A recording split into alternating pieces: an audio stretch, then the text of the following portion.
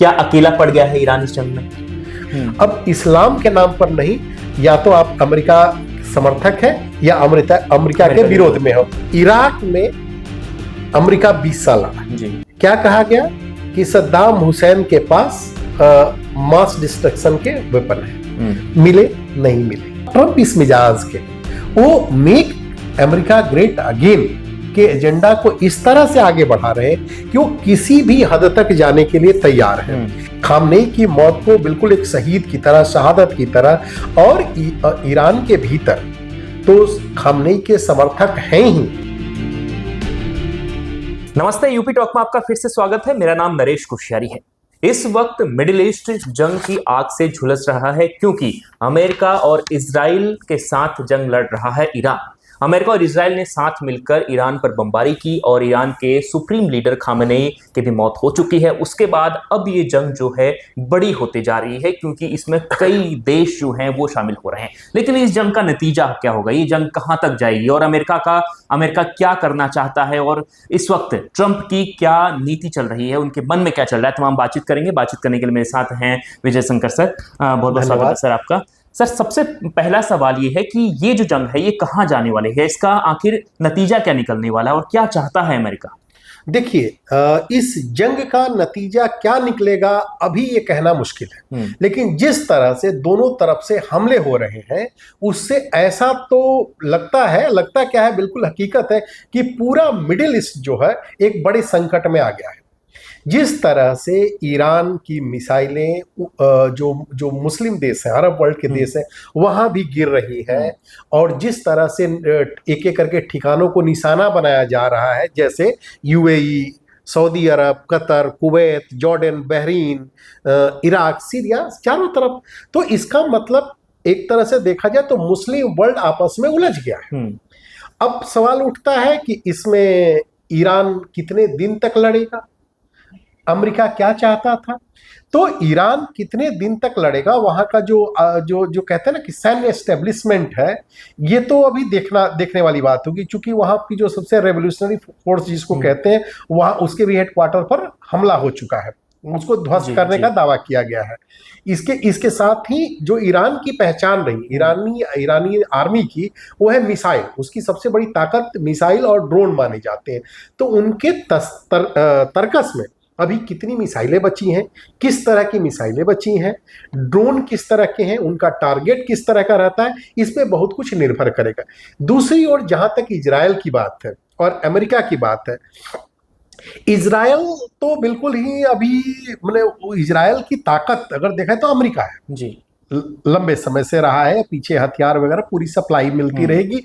और जो हमले भी हो रहे हैं इराक पे, वो जो अमेरिकी मिलिट्री बेस है ईरान में, वो अमेरिकन मिलिट्री बेस से हो रहे हैं। तो अभी पूरी स्थिति जो है ना थोड़ा उलझी हुई है।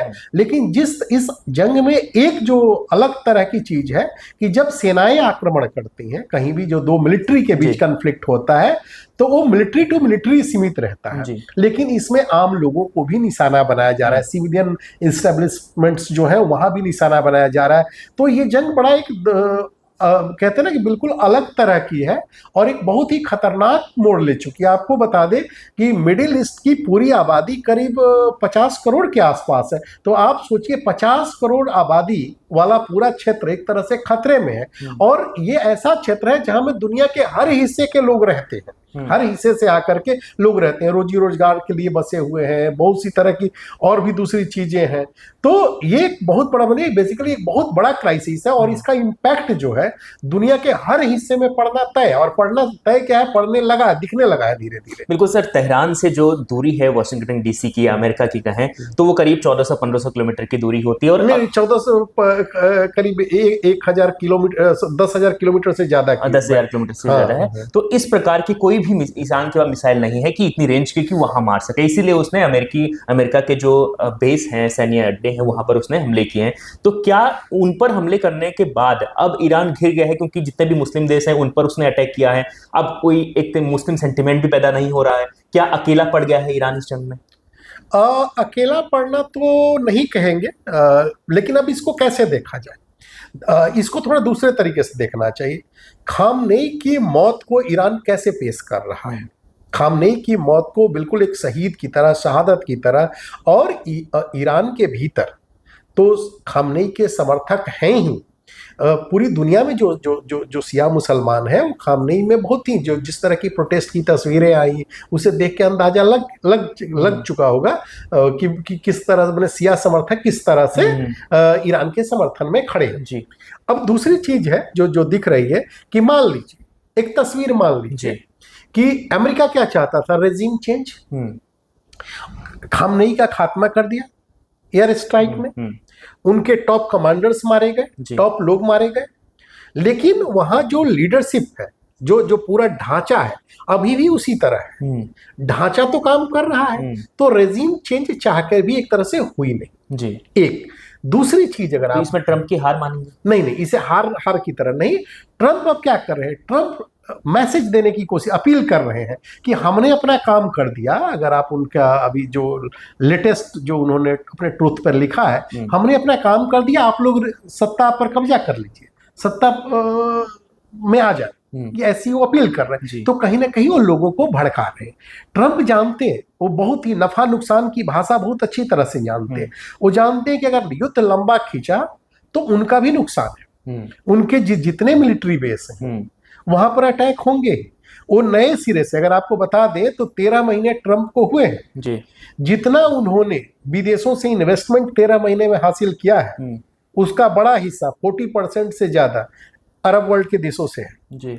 तो कहीं ना कहीं अगर रिश्ते बिगड़ते हैं तो क्या होगा?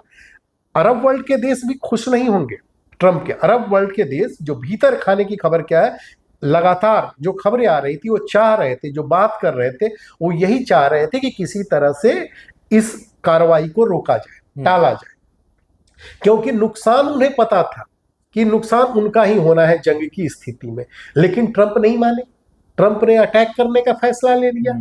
तो ये कहना, अब खबरें किस तरह से आ रही हैं आप तो उसको देखिए। खबरें आ रही हैं कि सऊदी के इसको सऊदी प्रिंस की थियरी आ रही है, अलग अलग तरह की कई थियरीज वहां पे अमेरिकी मीडिया या वेस्ट पश्चिमी मीडिया के द्वारा में छप रही आ रही है। अब ये इसके जरिए किस तरह का नैरेटिव सेट करने की कोशिश हो रही है, थोड़ा समझना मुश्किल है। लेकिन मैं एक चीज इसमें और जोड़ दूं, लेकिन कहीं ना कहीं जिस तरह से ईरान हमला कर रहा है मुस्लिम देशों के भीतर ही, जो मुस्लिम देश हैं, चाहे यूएई हो, सऊदी अरब हो, कतर हो, कुवैत हो, जॉर्डन हो, बहरीन हो, इराक हो, सीरिया हो, जिस तरह से कर रहा है, उससे कहीं ना कहीं एक मैसेज जा रहा है कि ये जो कन्फ्लिक्ट है वो अब जो कहते थे ना पहले कि इस्लाम के नाम पर बटे हुए थे दो ध्रुवी, अब इस्लाम के नाम पर नहीं, या तो आप अमेरिका समर्थक है या अमेरिका के विरोध में हो।